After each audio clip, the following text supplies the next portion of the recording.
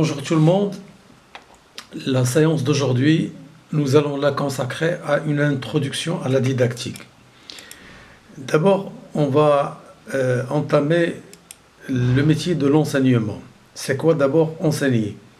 Enseigner, ce n'est pas administrer un contenu à un public passif, c'est bien au-delà. C'est le fait de planifier, gérer le groupe classe, organiser des situations adaptées, transmettre des valeurs, établir une relation pédagogique harmonieuse, etc. Donc, le métier de l'enseignant, c'est un métier complexe qui nécessite des compétences professionnelles beaucoup plus élaborées. Enseigner, aujourd'hui, c'est aussi maîtriser les nouvelles techniques de communication, savoir travailler en groupe, développer de manière régulière ses compétences professionnelles, avoir une pensée réflexive sur ses pratiques, savoir s'adapter aux changements perpétuels de son environnement institutionnel et sociétal. Qu'est-ce que c'est qu'un enseignant compétent? Bien, qu'est-ce que c'est que la compétence chez un enseignant? Un enseignant compétent, c'est un enseignant qui fait réussir ses élèves d'abord. C'est un enseignant qui a des représentations positives des apprenants, qui a confiance en leur capacité de progresser.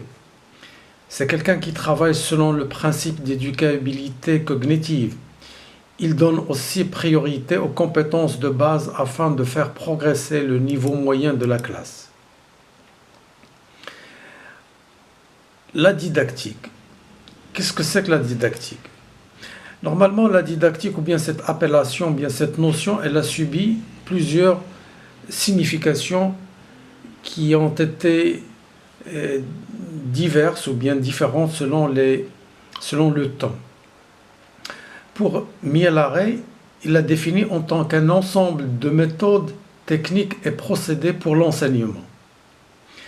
Alors que Verneau, la didactique pour lui, c'est une discipline qui étudie les processus de transmission et d'acquisition relatifs au domaine spécifique de cette discipline ou des sciences voisines avec lesquelles il interagit. Tandis que pour Dupin et Joshua, la didactique d'une discipline est la science qui étudie pour un domaine particulier les phénomènes d'enseignement, les conditions de la transmission de la culture propre à une institution et les conditions de l'acquisition des connaissances de l'apprenant.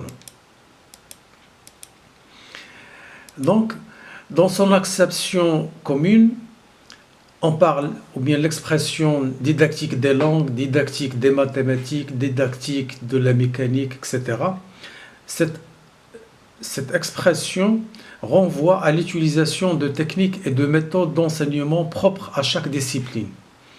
Les techniques retenues sont bien entendu différentes selon les matières puisqu'elles dépendent directement des contenus à enseigner. Puisque l'enseignement des langues privilégie les techniques audio-orales, alors que l'enseignement des sciences physiques valorise la démarche expérimentale, tandis que l'enseignement des sciences économiques, il valorise l'étude de cas. Les techniques pédagogiques retenues, leur adaptation aux caractéristiques de la discipline enseignée, ainsi que leur articulation, constituent la didactique de la discipline.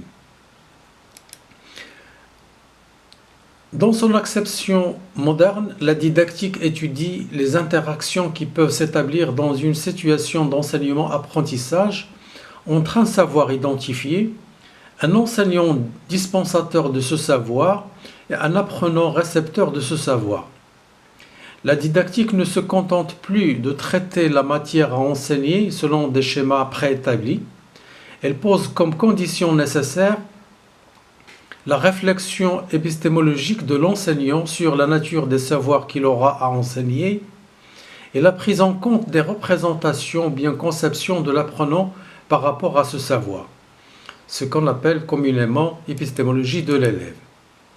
En guise de synthèse, la didactique d'une discipline s'intéresse au processus de transmission et appropriation de connaissances et savoirs relatifs à cette discipline, que ce soit dans un contexte scolaire ou professionnel. Elle prend en considération les représentations des élèves, leurs attitudes, leurs expériences ainsi que les pratiques sociales. La didactique se définit donc comme la science qui s'intéresse aux aspects liés à l'enseignement. Son objet d'étude est de transformer des connaissances disciplinaires, savoir savant, ou bien savoir de référence, en un champ de savoir scolaire, c'est-à-dire un savoir enseigné. Quelles sont les variables qui entrent en jeu dans la didactique? La didactique articule 3 familles de variables. Les variables relatives à la discipline à enseigner, les variables relatives à l'apprenant, les variables relatives à l'enseignant. Par conséquent, la situation didactique reflète les interrelations existant entre ces 3 variables. D'où ce triangle didactique traité par Housset ou par d'autres pédagogues. Donc nous avons dans ce triangle, nous avons 3 pôles, le pôle du savoir, le pôle de l'apprenant et le pôle de l'enseignant. Concernant la relation, bien le rapport qui lie l'enseignant au savoir, c'est-à-dire la matière ou bien la discipline à enseigner, ça reflète un processus de l'enseignement. Alors que le rapport qui lie l'apprenant au savoir ou bien à la discipline, c'est le processus de l'apprentissage. En troisième lieu, le rapport qui lie l'enseignant à l'apprenant reflète le processus de formation. Quel est donc le rôle du didacticien? Le didacticien est avant tout un spécialiste de l'enseignement de sa discipline. Donc on parle de didacticien des sciences, didacticien de mathématiques, didacticien de physique, etc. Le didacticien s'interroge surtout sur les notions, les concepts et les principes qui, dans sa discipline, devront se transformer en contenu enseigné. Le travail du didacticien consiste pour l'essentiel à prendre le contenu d'un champ de savoir savant, ou bien un champ de référence, et à le mettre en forme par le fait de l'organiser, de le médiatiser, pour le transformer en un champ de savoir enseignable dans le but de maximiser les apprentissages scolaires des élèves.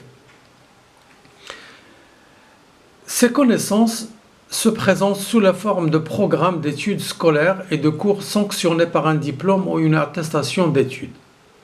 Donc le rôle du didacticien ne se limite pas à transformer des savoirs en savoirs enseignés. Son travail consiste aussi à chercher les moyens d'enseignement, des concepts scolaires et les stratégies d'acquisition des savoirs en prenant en considération le contexte et les acquis des apprenants. Donc la didactique entretient un ensemble de rapports et de relations avec plusieurs disciplines. Elle entretient d'une part des liens étroits avec les sciences de l'éducation. Du coup, le schéma des rapports entre les 3 pôles de toute situation didactique peut refléter un modèle d'enseignement-apprentissage privilégiant ou bien l'apprentissage ou bien l'enseignement. Elle entretient d'autre part des liens avec les sciences qui alimentent des sujets et savoirs enseignés. Et nous allons parler des modèles pédagogiques ou bien qui reflètent ou bien la théorie behavioriste ou bien d'autres théories. Et nous allons commencer par le modèle behavioriste. Le modèle behavioriste, il est fondamentalement basé sur un ensemble de principes. D'abord, il considère l'esprit de l'apprenant comme une page vierge ou une cire sans aucune empreinte. L'environnement, il façonne l'esprit de l'apprenant. L'apprentissage est le fruit de ce façonnage. Et l'action exercée par l'enseignant fait changer les comportements de l'élève. L'apprentissage se fait donc progressivement par cumul et renforcement de certains savoirs. Ce qui importe selon ce modèle behavioriste, c'est la réaction, c'est le comportement de l'apprenant, de l'élève face aux questions et tâches à réaliser. Toujours selon ce modèle, le savoir ou objectif d'apprentissage est décomposé en sous-tâches en termes de comportements observables et mesurables. L'apprenant passe donc de manière graduelle d'un savoir initial à un autre final au plus complexe. Il apprend sous la conduite d'un enseignant chevronné.